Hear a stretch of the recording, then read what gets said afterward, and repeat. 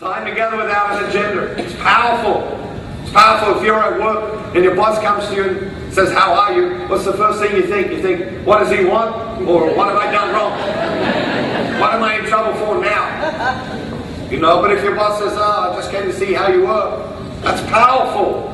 It only takes a minute, 2 minutes, but it's time together without an agenda. It's carefree timelessness. It's powerful stuff in relationships. We don't gift our relationships with that. Why? I'm too busy. You know, intellectually, books change our lives. Why? Because we become the books we read. It's not just entertainment. We become the books we read. You know, I like to come by your house sometime. Would that be alright? I like to take a look at your books. Yeah, if you show me your books, I'll tell you what sort of a person you are. It's that easy. Why? Because we become the books we read. You give me a list of the books you read last year, I'll tell you what happened in your life last year. We become the books we read. If you've got a bookcase, I want to see what you've got at highlight. It tells me what's important to you. And I want to see what you got stuffed down in some dark and dusty corner. There better not be any Matthew Kelly books down there when I come by. But the best news of all is, you give me a list of the books you're going to read in the next 12 months, and I will tell you what will happen in your life in the next year. We become the books we read, but we don't take that time. Not even 10 minutes a day sometimes to read great books that expand our vision of ourselves and expand our vision of the world. Why? We're too busy. And spiritually, we don't take the time we should to step into the classroom of silence, to get reconnected with ourselves and reconnected with our God, to start to make sense of things, to start to develop that understanding of who we are and what we're here for. Why? We're too busy.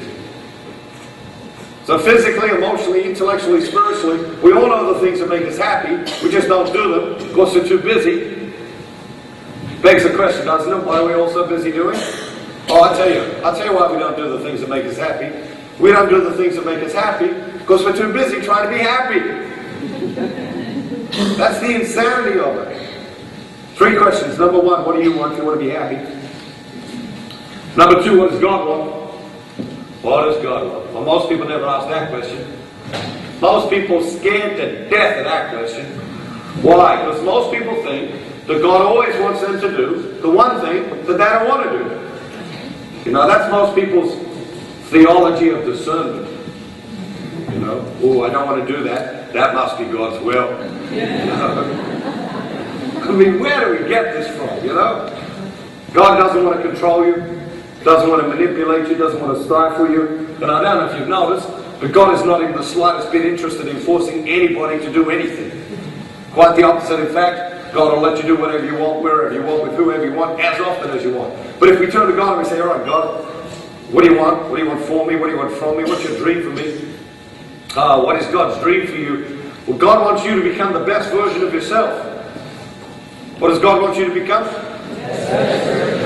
That's a pretty good dream. Could you have a better dream for your children than to want them to become the best version of themselves? Could you have a better dream for your spouse than to want him or her to become the best version of himself or herself? It's the ultimate dream, and everything makes sense in relation to one dream.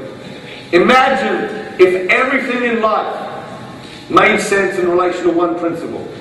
Well, it does, and this is it.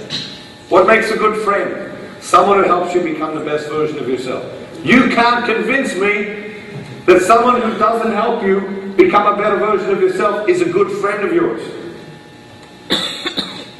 What makes a good meal? Good food. Food that helps you become the best version of yourself. What makes a good book? A movie? Or music? Those that inspire you to become the best version of yourself. Why do we send kids to school? To torture them. No. We send kids to school to discover the best version of themselves. And the word education comes from the Latin verb educare, which means to draw out.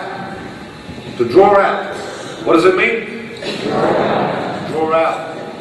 The best teachers, what do? They draw out the best version of each person.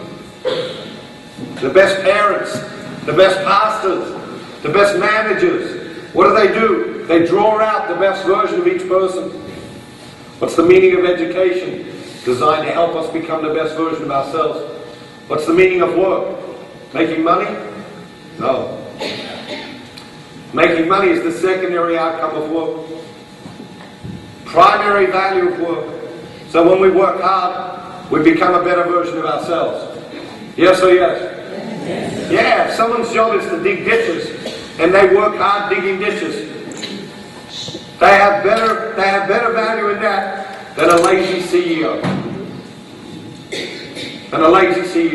There's more value in the person who works hard at digging the ditches than for the lazy CEO. Primary value of work is when we work hard, we develop character, virtue, become a better version of ourselves. What is the meaning, the purpose of marriage? It's two people coming together, challenging and encouraging each other to become the best version of themselves, and then raising children and educating them to become what? You got it. You're a little bit slow to start, but you got it now. Everything makes sense in relation to God's dream for us. Everything makes sense in relation to this one principle. Everything should be embraced or rejected according to how it affects that dream. So next time you're thinking about going through the drive-thru, I just want you to ask yourself one question. Is what I'm about to eat going to help me become the best version of myself? See, there it is. In every moment of the day, you choose between the best version of yourself and some second-rate version of yourself. Question number one, what do you want? You want to be happy. Question number two, what does God want? He wants you to strive to become a better version of yourself every day. Why? Because He knows that's the only way you're ever happy. That's when we're happiest. Question number three, raise your hand if you would like a little bit more energy in your life. Yeah? See, some of you need it so bad you can't even get your hands up. Bad state of affairs down there. It's all right, we're going to help you with that. The latter part of the 20th century, one of the great myths, particularly in the corporate culture, was the idea that time is our most valuable resource. We kept hearing this over and over and over again. Time is your most valuable resource. As it turns out, they were wrong. Why? Because, well, we all get 24 hours.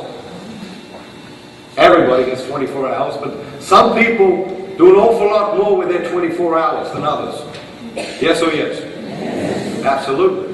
Why? Energy. Our experience of life expands the more energy we have.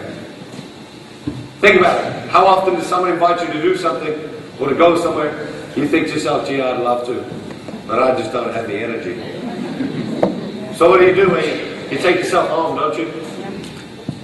You plant yourself in your lazy boy recliner chair in front of your 127-inch idiot box with a 6-pack of beer and a 300-ounce bag of potato chips. Why? Because you don't have the energy for anything else, right? I mean, millions of Americans do it every night. Yes or yes? Millions of Americans doing it right now. Yes. Right. Because it's the one thing they most want to do tonight? No. This is the only thing they got energy for. And we tell ourselves that this will refresh us, will relax us, will renew us. So let me ask you a question. When was the last time you got up from in front of the television set with more energy than when you sat down in front of the television set? Yeah, when was the last time you got up in front of the television? Oh, I feel like working out now. It doesn't happen, does it? It doesn't happen. You see, in the latter part of the 20th century, an enormous leap was made through time management. But today, you're just expected to be able to manage your time at a high level if you want to succeed in any realm of life. So where will the next leap in human excellence come from? And the answer is energy management. We've got to learn to manage our energy. We've got to become intimately familiar with the people, places, things, activities that energize us, and the people, places, things, and activities that drain our energy. That doesn't mean we don't do the things that drain our energy. It just means we learn to balance the things that drain our energy and renew our energy. And I know what some of you are thinking. I can read minds. Some of you are thinking, gee, that energy management, that sounds a bit new age. Yeah, what's that got to do with church? Energy management. I didn't hear Jesus say anything about energy management.